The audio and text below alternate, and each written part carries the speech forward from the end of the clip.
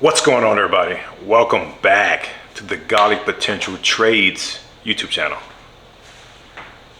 This video, I'm going to talk about what I discovered and my interpretation of what FOMO is and how to move past FOMO. Now, traditionally or ordinarily, you look up what FOMO is or how to get over FOMO, and what you'll see is just the baseline level of just stick to your plan, stick to your strategy. There's always going to be more opportunities, which is so true. However, I'm under the impression that FOMO is a lot deeper than that. It's a lot more insidious because we see FOMO in a lot of areas of life. Even if you know anything about sales or you talk to somebody with like a business or something, a lot of times they create FOMO in others so the people will be urged to buy it, right? So let's go right into it. FOMO, the fear of missing out. I believe that FOMO stems from a deep-seated belief of being unsafe and being alone. Now you're probably hearing this like, what is this dude talking about? Like, it's not that deep. But I think it is. And I think that's why it's not easy just to move past it. And honestly, a lot of these trading hang-ups that we have, fear of missing out, strategy hopping, cutting winners too early, letting losers run too long, over trading, scared to put on risks, all these things. I believe it comes down to more deep-seated things, because it's like we have these beliefs or these subconscious things that's going on, and it's like the energy we're trying to push through it is like a river, right? And then these beliefs are like these certain dams that prevent the water from flowing freely. But FOMO, the fear of missing out. Why do I believe that it comes back down to being alone and being unsafe? I'll put it to you like this. It's not that we have, or for example, let's say we see a trade moving, without us, essentially. It's a trade that we're monitoring. It comes back to our zone. We're looking for our entry triggers, but it just don't happen, or the triggers are kind of sloppy. Let's say you use like volume indicators or something, and it's kind of contradicting, it's divergent or something. Something is throwing you off from taking that trade. And so you don't. You're like, no, it's not my A+ setup, so I'm not going to take it. And then the trade ends up working, and then it runs, and you're just like, fuck, I should have took that trade, right? Or let's say you're watching other people trade, and they trade a similar way as you, and they're in on a move, and you didn't pull the trigger on it. Or let's say something went wrong with your trading platform and you couldn't enter, or whatever the case may be. Maybe you ran to the bathroom right when the trade happened. It happens, right? And then we get that feeling of FOMO. It's that feeling of missing out. But I believe that it's not the fear of missing out so much as it's the fear of missing out knowing that others were able to capitalize on it. So what I mean by that is, let's say you're watching the market, and then boom, president speaks, price just rips, either up or it melts just down, and nobody was able to capitalize on it because it happened so fast. When that happens, you don't feel that feeling of missing out because nobody else caught it either, right? You go online, you go to social media, and everybody's talking about this big move that just happened, and everybody's like, nah, I wasn't able to catch it, or the spreads were too wide, or or several people is like, my broker didn't let me enter, And so if that happens, you will not feel that fear of missing out because no one else was able to capitalize on it. So it's not just you missing out. So that's one thing. And that kind of ties back to being separated from the group or feeling alone. But I'll show you how I came to that conclusion, or how I interpret that is that. So that's one thing. Also, when it comes to being unsafe, I say that because when you are separated from the group, that's when you feel unsafe. So for instance, you take a baby deer, a baby calf, a baby elephant, whatever it is, right? And it's with its group. It's just going about its life, doing what it does, eating, exploring, right? And let's say this baby wanders off and it goes away from the group because it's intrigued by something. It's chasing a butterfly or something, you know, like the Bambi movie. But then when it's done playing, it turns around, look back, the group isn't there. The group is missing. So from that instance, that baby feels separation. And like Peter Crone says, the moment you believe that you're separated from the group, you have no choice but to survive, or in other words, to go into survival, which means fight or flight, which means panic, which means all these predators are around me, which means I need to be on guard. Okay? Because it says that I am not safe. I am unsafe. Okay? So how does this relate to trading? So whenever we see that move take off without us and others were able to get in, we're like, oh shit, we're separated from the group. I've been separated from the group. And that same feeling is triggered there. Another example, let's say you are at an airport and you have to move from one terminal to the next, and they have these trains that you take, right? Let's say you're moving through the airport, you're about to get on the train. As you're approaching it, it takes off.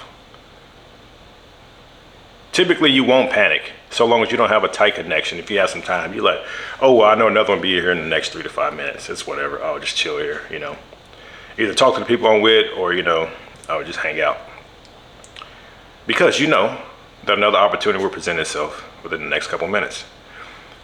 But let's say you're with a group of people and that's happening.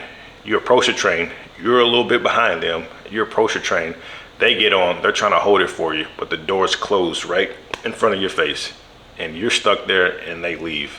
That feeling will come up, even though you know that in another few minutes another train will be there. But that feeling of separation still kicks in to a lesser degree. Not only that, if you throw in, okay, yeah, let's say there is a tight connection, and that's the fear of missing out as well, because the plane's going to take off without you. So other people are going to get to go to where they're trying to get to, but you won't. You're going to miss out on it. And all this could be attributed to being separated from the group, like I stated. Because when that door closes and your group of people leave without you, that's when that emotion kicks in. When you see these people entering into the position and you weren't able to, that's when you feel this emotion. Otherwise, if y'all stuck together and y'all missed the train, oh well, another one will be here. Otherwise, if everybody says, you know what, I couldn't take the trade, you know, I don't know, it just didn't go through, you don't feel that. It's when you feel like you're missing out on something and others were able to capitalize on it. So that is the being separated from the group, and that is also being unsafe. Hopefully this is all making sense, because once I realized this, it shifted for me. Now let's look at the root, the feeling unsafe, and the essentially being separated from a group, which is feeling unsafe. It all comes back down to really feeling unsafe. So during the Peter Crone process, he talks about how our life is controlled by language. In other words, There's the language that we use, and then there's a language that uses us. So in order to work through this, understand that you have this belief or this narrative in your head that you are unsafe because of some incident that happened previous in younger life. So if you have this narrative that you are unsafe, whenever something comes up that makes you either feel unsafe or separated from the group, this anxiety or emotion is gonna come up.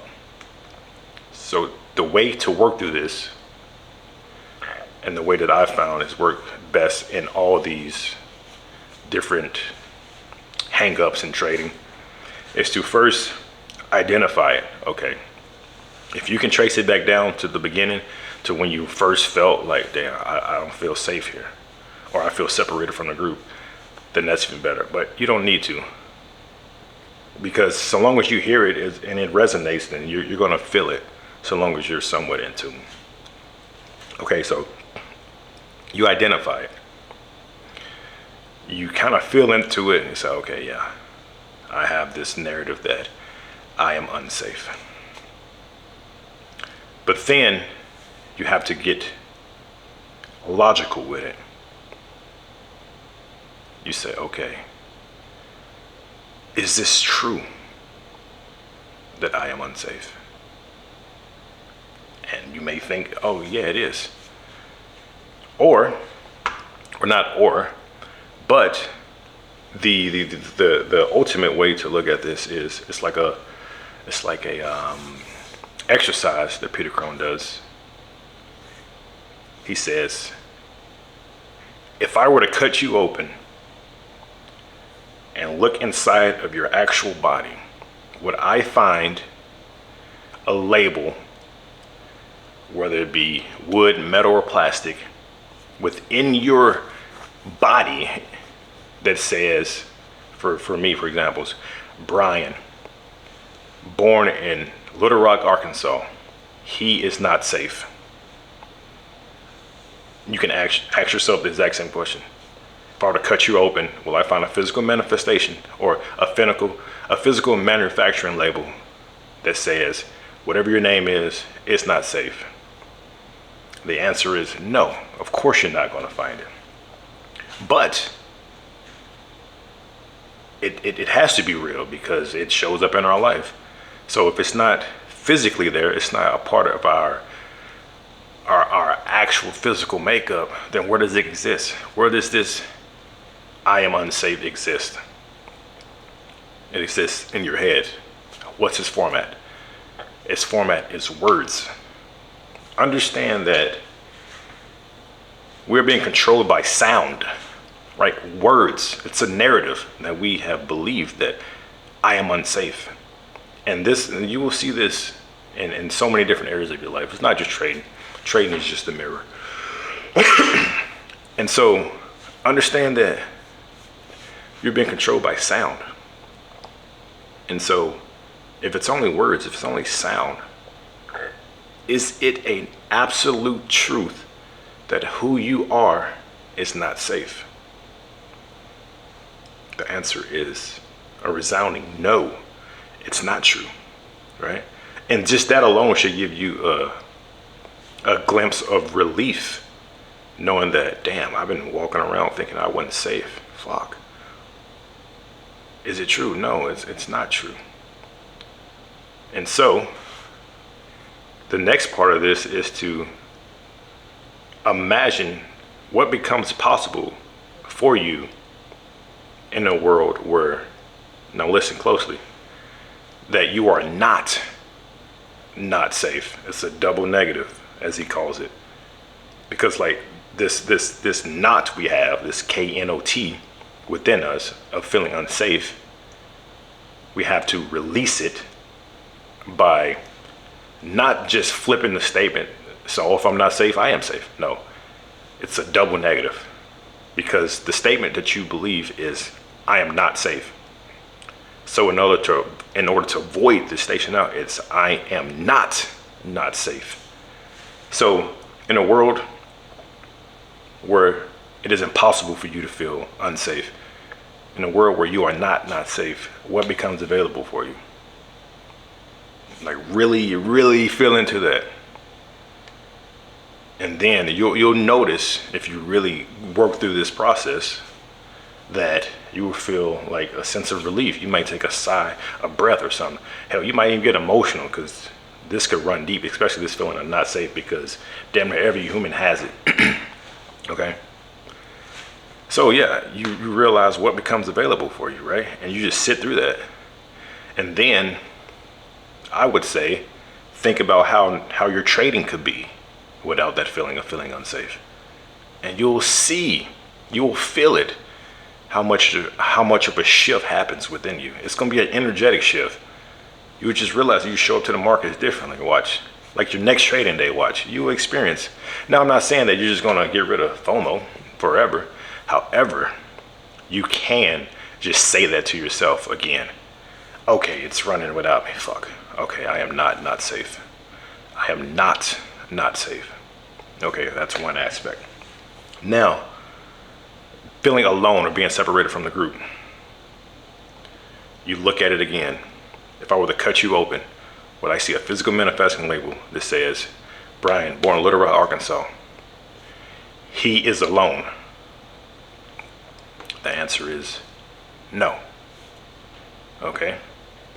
So, if it's not physical, it's not part of your actual makeup, where does it exist? It exists in your mind, and the format is words, it's sound. Okay. Realize that you are being controlled by sound. You are not alone.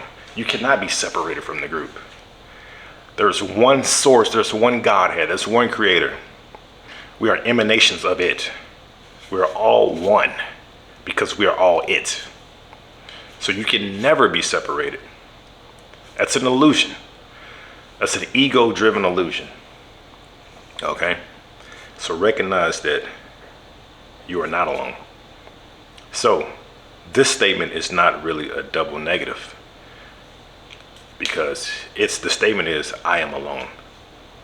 The new statement you're going to adopt is, I am not alone. Okay? I am not separated from the group. I am not safe. And so you work through the same process with that.